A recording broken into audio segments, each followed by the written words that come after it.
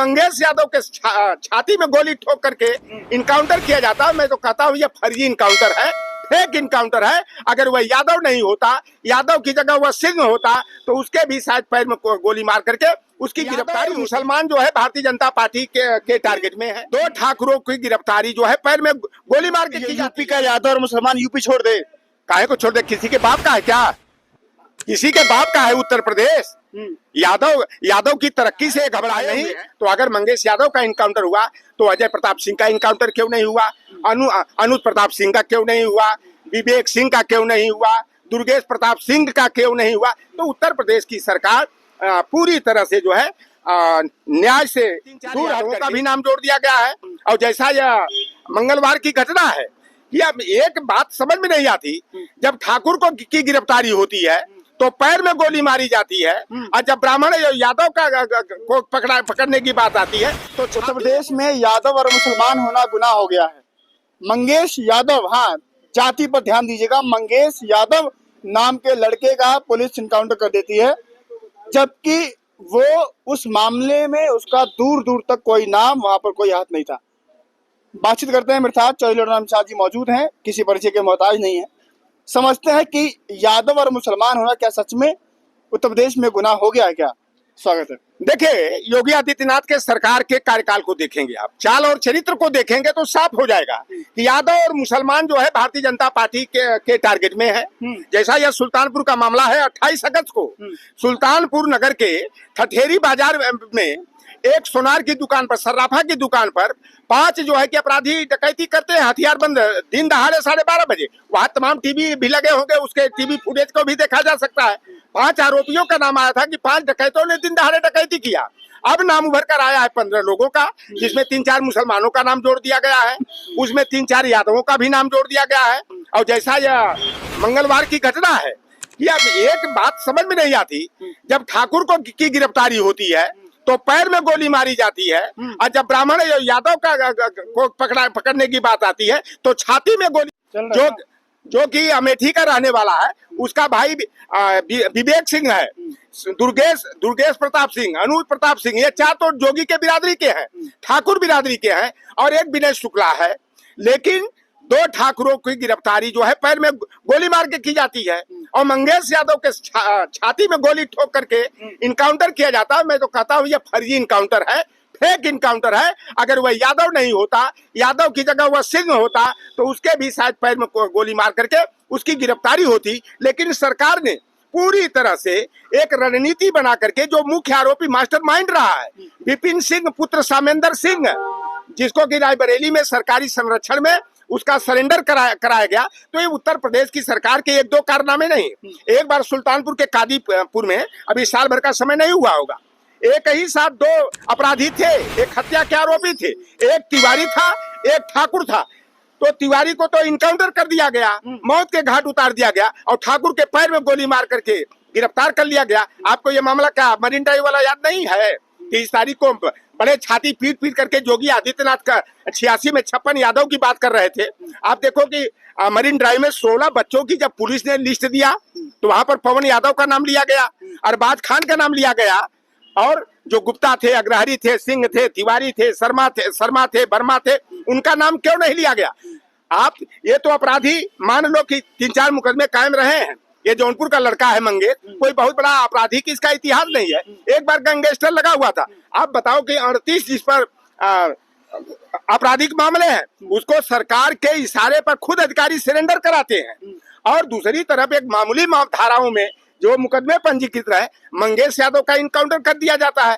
आप देख लो, आप मैनपुरी में कि कारगिल युद्ध 1999 का जो शहीद रहा है, जो शौर्य चक्र से सम्मानित किया गया था, आज 4 दिन पहले योगी की सरकार ने बुलडोजर लगा करके जो है और उस अमर शहीद यादव, मुकेश यादव के चबूतरे को ढहाने का काम किया। तो उत्तर प्रदेश की सरकार ये पूरी तरह से जो है गंदी राजनीति पर उतारू है, यादव और मुसलमान को टारगेट बना करके जाति उन्माद पैदा करने का, और फिर एक बार यादव बनाम गैर यादव का और हिंदू बनाम मुसलमान का मुद्दा उभार करके, क्योंकि 2024 के चुनाव में यह पूरी तरह मात खाने के बाद योगी जी बौखलाए हुए हैं, एकदम फड़फड़ाए हुए हैं, और 2027 में क्या ये 10 जो बाई इलेक्शन चल रहा है, आप देख लो इनकी गंदी राजनीति का एक यहाँ भी उदाहरण है कि जहां जहां बाई इलेक्शन तो क्या करे, यूपी का यादव और मुसलमान यूपी छोड़ दे? काहे को छोड़ दे? किसी के बाप का है क्या? किसी के बाप का है उत्तर प्रदेश? यादव की तरक्की से घबराए हुए हैं। ये तो योगी आदित्यनाथ, बताओ पिछली बार भी जब प्रतिपक्ष में अखिलेश यादव नेता थे, उस समय 86 में 56 गए हैं। ओम प्रकाश देखो, ये 86 में 56 यादव एसडीएम बनाने वाले हैं। मैं तो कहता हूं कि अगर वास्तव में क्षत्रियत्व का गुण और डीएनए योगी आदित्यनाथ में है, मैं चैलेंज करता हूं, अगर आपकी औकात हो तो लौटर राम से खुले मंच से डिबेट करा लो, किसी चैनल पर कराना हो, किसी मंच पर कराना हो। अगर 86 में 56 यादव एसडीएम की सूची अगर पेश कर देंगे, लौटर राम को जो आदेश करेंगे वह करने के लिए तैयार है। 5 कालीदास मार्ग में चल के शौचालय भी साफ करना होगा, झाड़ू पोछा भी करना होगा, तो लौटर राम करने के लिए तैयार है। अगर सूची नहीं दे पाए तो योगी आदित्यनाथ, आप कहते हैं कि हमें संत है, महात्मा है, हमें सत्ता की भूख नहीं है, सत्ता की भूख नहीं है तो नंगा नाच क्यों? इस तरह का आप बताओ, तमाम मामले आ जाएंगे। अब अयोध्या का मामला आ गया तो क्योंकि निषाद का मामला था, मुसलमान आरोपी हो गया, केवल आरोप लग गया तो अपराधी हो गया, घर पर बुलडोजर चला दोगे। अब तो सुप्रीम कोर्ट ने भी बैन लगा दिया बुलडोजर पर, कह दिया कि हमारे न्याय संहिता में जो है बुलडोजर कोई समाधान नहीं है। और उत्तर प्रदेश की सरकार अभी भी न्यायपालिका को अंगुली दिखा रही है कि बुलडोजर चलेगा, और बुलडोजर संविधान के तहत चला है। तो योगी आदित्यनाथ बताइए, संविधान का कखा आप जानते हैं का? संविधान के किस अनुच्छेद में, किस अनुच्छेद के किस धारा और उपधारा में किसी अपराधी के ऊपर या किसी आरोपी के ऊपर बुलडोजर चलाना, उसके घर को तहस नहस कराना, क्या किस संविधान के किस अनुच्छेद में है? योगी आदित्यनाथ कुल मिलाकर के या केवल यादव मुसलमान को टारगेट बना करके और नफरत और दहशत की भावना पैदा करके अपनी बैतरनी पार करना चाहते हैं। और जहां जहां मुस्लिम बीएलओ रहे, जहां जहां बाई इलेक्शन है, उनको बीएलओ के पद से हटा करके बाहर करने का काम किया गया है। एक बार मतदाता सूची में जो है यह हेर फेर करके 2022 की तरह प्रशासनिक गुंडाई की बदौलत, प्रशासनिक मदद से यह चुनाव जीतना चाहते हैं। क्योंकि आरएसएस वालों ने कह दिया है, दिल्ली वालों ने कह दिया है कि अगर अच्छी जीत नहीं हुई, 10 में से 7-8 सीट नहीं जीतते हैं तो मुख्यमंत्री पद से आपकी विदाई होगी। इसलिए योगी आदित्यनाथ जो है कि बिल्कुल जो है कि पगलाए हुए हैं और मदमस्त वो पागल हाथी की तरह जो है कि फिर से जो है यादव बनाम गैर यादव का, हिंदू और मुसलमान करने का षड्यंत्र में जुटे हुए हैं। अखिलेश यादव भी लगातार ट्वीट पर ट्वीट खेल रहे हैं। उनको मंगेश यादव के घर नहीं पहुंचना चाहिए था, पहुंच करके वहां पर एक मिसाल पेश करते या वहां पर पहुंचते, मामले को जाकर के आंदोलन करते, सड़क पर उतरते, तब तो समझ में आता कि भाई गलत क्या है, सही क्या है। देखिए, ये अखिलेश जी की मामला है या पार्टी का मामला है? मैं ओबीसी का व्यक्ति हूं और ओबीसी का होने के नाते जो ओबीसी के साथ अन्याय होता है, एससी वंचित वर्ग के साथ अन्याय होता है, लौटर राम जो है मुखरता के साथ निडर होकर के आवाज उठाने का काम करता है। और यह जो है फर्जी इनकाउंटर हुआ है, मंगेश यादव का फर्जी तरीके से इनकाउंटर किया गया है।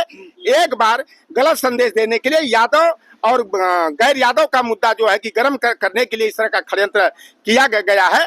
और नहीं तो अगर मंगेश यादव का इनकाउंटर हुआ तो अजय प्रताप सिंह का इनकाउंटर क्यों नहीं हुआ, अनुज प्रताप सिंह का क्यों नहीं हुआ, विवेक सिंह का क्यों नहीं हुआ, दुर्गेश प्रताप सिंह का क्यों नहीं हुआ? तो उत्तर प्रदेश की सरकार पूरी तरह से जो है न्याय से दूर हट करके जातिवाद का के आधार पर काम करने का काम कर रहे हैं। और वर्तमान में इनके क्रियाकलापों से देखा जाए तो योगी आदित्यनाथ पूरी तरह से ठाकुरवाद को, सबरवाद को बढ़ावा देने का काम कर रहे हैं। किस मिट्टी का बना है यादव? इतना जुल्म झेलता है, लगातार न्याय की लड़ाई करता है, जहां लाठी खाने की बात होती है यादव खाता है, अत्याचार होती है यादव झेलता है, बदनामी यादव झेलता है। किस मिट्टी का बना है यादव? देखिए, यादव का इतिहास ही है न्याय के खिलाफ लड़ाई लड़ना। आप देखो, जब चाइना से युद्ध हुआ था 1962 में, तो रिजांगला सेंटर जो चाइना के बॉर्डर पर है, 114 यादव शहीद हुए थे। तो यादवों का इतिहास है और यादव ही सामंतों का मुंहतोड़ जवाब देने का काम किया हो, चाहे सामाजिक न्याय की लड़ाई लड़ने का काम किया हो।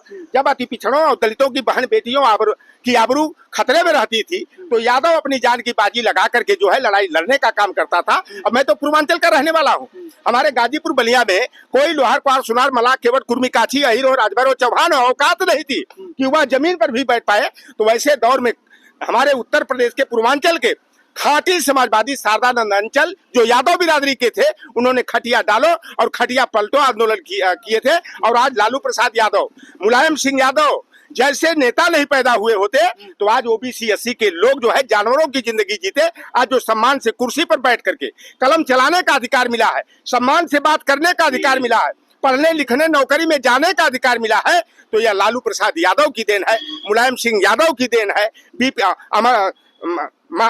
मंडल मसीहा बीपी मंडल की देन है, बाबू जगदेव प्रसाद कुशवाहा और रामस्वरूप वर्मा की देन है, पेरियार ललई सिंह यादव की देन है। अगर ये महापुरुष हमारे समाज में नहीं पैदा होते तो आज हम लोग कीड़े मकोड़े की तरह हमारे साथ बर्ताव किया जाता, हमें रास्ते चलते रौंद दिया जाता। तो यादव जो है अन्याय के खिलाफ लड़ता रहा है, सामंतवाद को मुंह तोड़ जवाब देता रहा है और योगी की लाख प्रशासनिक गुंडई चले, यादव समाज जो है सामाजिक न्याय की, सम्मान की, अधिकार की लड़ाई जो है मजबूती के साथ लड़ता रहेगा और हम जैसे गैर यादव भी यादव समाज के साथ कंधा से कंधा मिला करके मान सम्मान और अधिकार की लड़ाई लड़ेंगे, संविधान की रक्षा करेंगे। ठीक।